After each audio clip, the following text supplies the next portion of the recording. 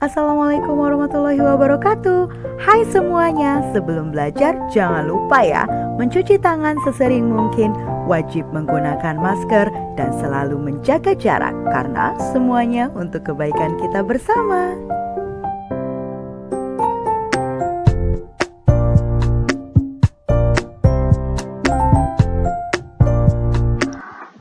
Assalamualaikum warahmatullahi wabarakatuh. Selamat pagi semuanya.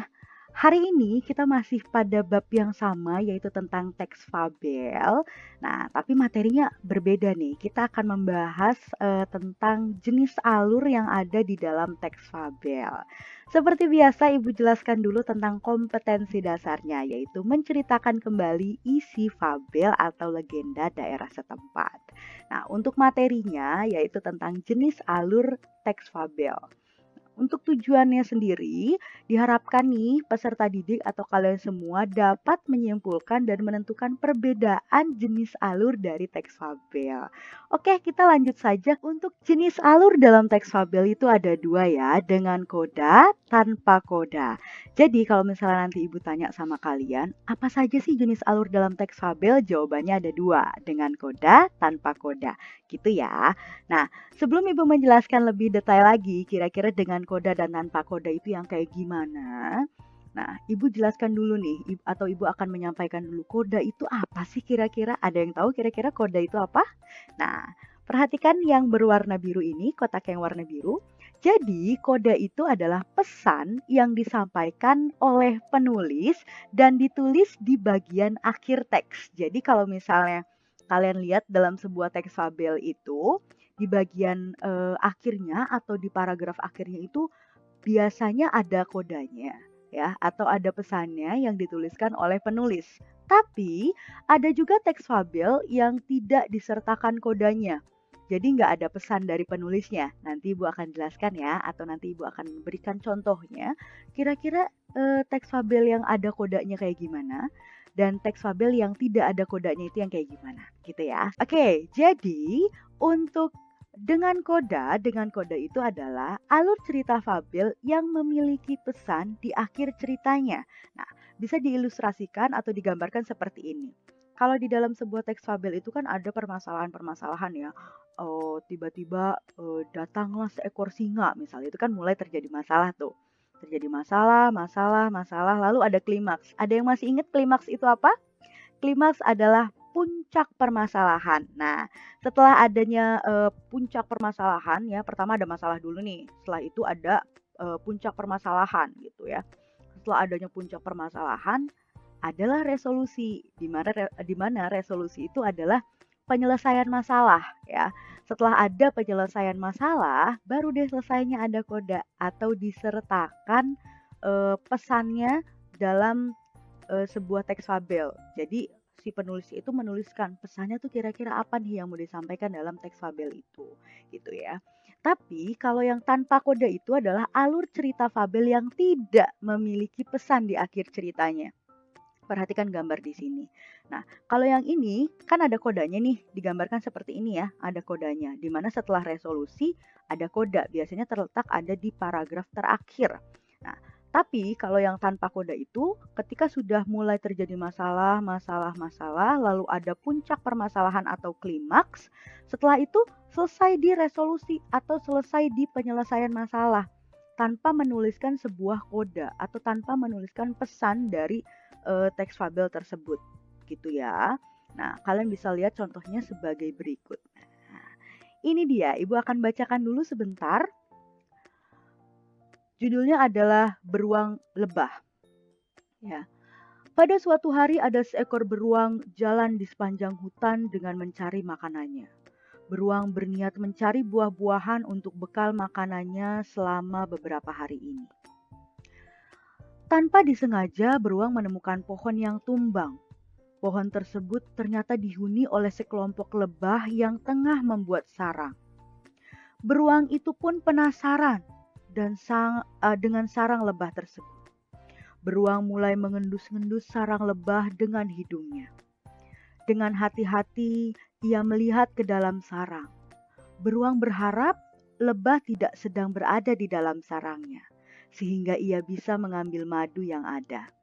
Malang bagi beruang, ternyata pada saat ia melihat ke dalam sarang, kelompok lebah sedang menuju ke sarangnya usai mencari sari makan dari bunga-bunga.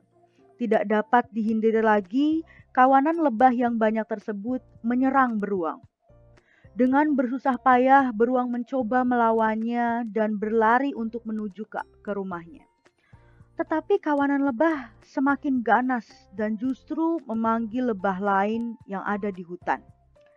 Pada akhirnya, beruang tidak bisa menghindar dan merelakan tubuhnya disengat oleh kawanan lebah. Janganlah suka mengambil milik orang tanpa izin. Jadilah orang baik. Jika memang menginginkan sesuatu, izinlah kepada orang tersebut. Oke, kira-kira kalian bisa menentukan tidak? Ini termasuknya dengan koda atau tanpa koda? Dengan ada pesan atau tidak ada pesan? Kalian bisa lihat di paragraf terakhirnya dulu. Di paragraf terakhir yang sudah Ibu warnai lebih hijau ini, janganlah suka mengambil milik orang tanpa izin. Jadilah orang baik.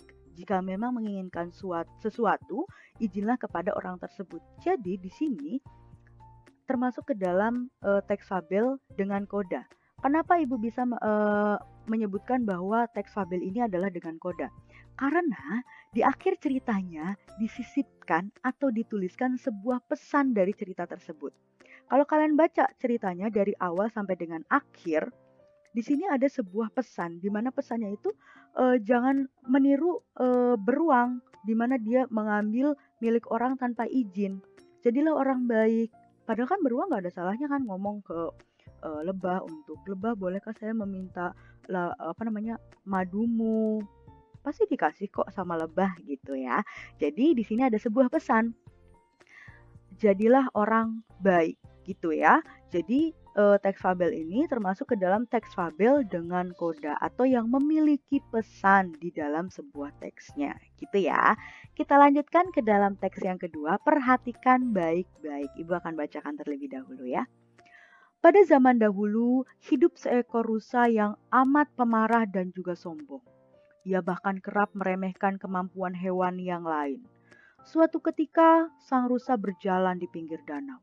Ia tidak sengaja berjumpa dengan kura-kura yang tampak mondar-mandir saja.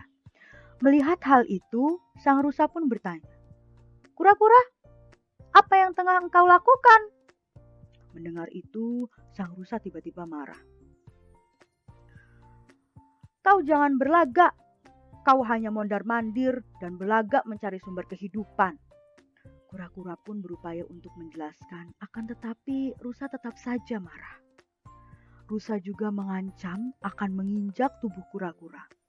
Akhirnya, kura-kura merasa jengkel dan menantang rusa untuk adu kekuatan dari betis kaki mereka. Mendengar tantangan tersebut, tentu saja rusa amat marah. Akhirnya, ia minta pada kura-kura untuk menendang betisnya terlebih dahulu. Namun, kura-kura tidak mau dan menjawab, "Apabila aku yang menendang betismu lebih dahulu, tentu saja engkau akan jatuh dan tidak dapat membalasku." Akhirnya, rusa semakin marah, melakukan ancang-ancang untuk menendang kura-kura. Namun, kura-kura segera memasukkan kaki-kakinya ke dalam tempurung. Akhirnya, rusa menginjak tempurung dengan kuat dan itu menyebabkan kura-kura tertimbun di tanah. Kura-kura pun berusaha keluar. Dan sesudah seminggu berlalu, ia berhasil keluar dari tanah dan mencari rusa. "Bersiaplah rusa, kini aku yang saatnya menendang."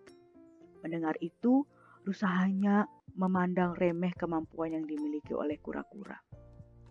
"Kerahkan saja semua kemampuan yang kau miliki untuk menendang betisku. Ayolah, jangan ragu."